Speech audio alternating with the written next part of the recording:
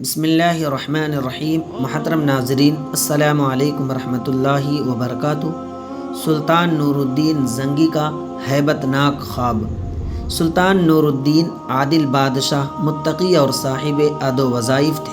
رات کا بہت سا حصہ تہجد اور وظائف میں خرچ ہوتا تھا۔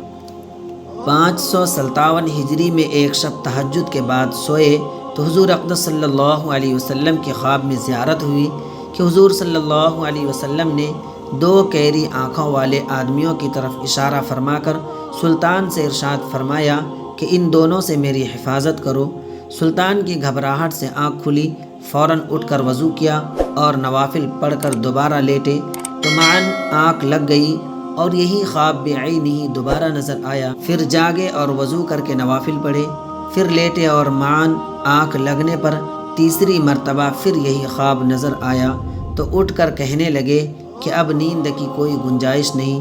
فوراً رات ہی کو اپنے وزیر کو بلایا جس کا نام جمال الدین تھا اور نیک صالح شخص تھا، اور اس سے سارا قصہ سنایا۔ وزیر نے کہا کہ اب دیر کی کیا گنجائش ہے، فوراً مدینہ طیبہ چلیے اور اس خواب کا تذکرہ کسی سے نہ کیجیے۔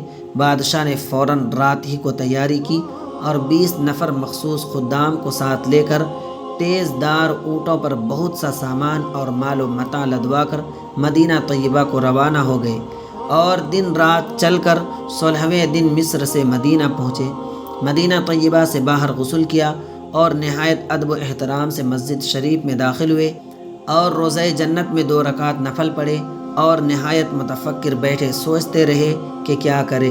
جب اہل مدینہ جمع ہوئے تو وزیر نے اعلان کیا کہ سلطان زیارت کے لیے تشریف لائے ہیں اور اہل مدینہ پر بخشش و اموال بھی تقسیم ہوں گے، اور بہت بڑی دعوت کا اہتمام کیا جس میں سارے اہل مدینہ کو مدعو کیا۔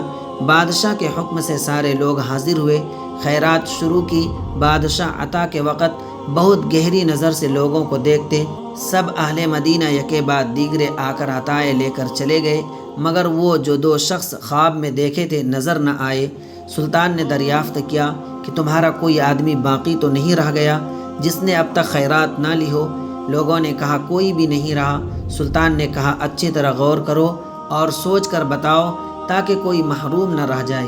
بہت غور و خوض اور بار بار کہنے پر لوگوں نے کہا کہ 2 نیک مرد، متقی پرہیزگار، مغربی بزرگ ہیں، وہ کسی کی چیز نہیں لیتے، خود بہت کچھ صدقات خیرات اہل مدینہ پر کرتے رہتے ہیں، سب سے یکسو رہتے ہیں، گوشہ نشی آدمی ہیں۔ سلطان یہ سن کر بہت خوش ہوا، پھر حکم دیا کہ ان دونوں کو میرے پاس لاؤ۔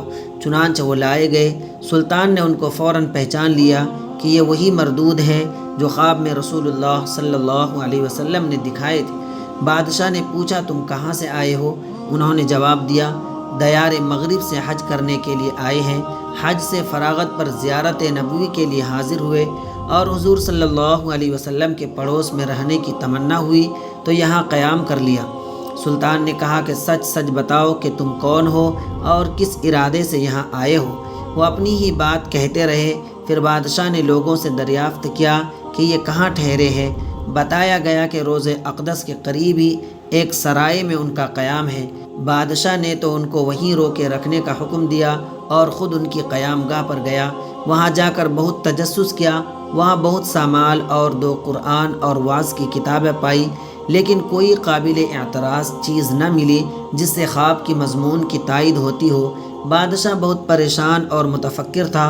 اہل مدینہ بہت کثرت سے سفارش کے لیے حاضر ہو رہے تھے کہ یہ نیک بزرگ دن بھر روزہ رکھتے ہیں اور روزہ اطہر میں نبی کریم صلی اللہ علیہ وسلم پر درود پڑھتے ہیں، ہر صبح جنت البقیع کی زیارت کو جاتے ہیں، ہر ہفتے کے دن مسجد قباء کی زیارت کرتے ہیں، سائلوں کا سوال رد نہیں کرتے۔ اس قحط کے سال میں اہل مدینہ کے ساتھ انتہائی ہمدردی غمگساری انہوں نے کی ہے۔ بادشاہ حالات سن کر تعجب کرتے تھے اور ادھر ادھر متفکر پھر رہے تھے۔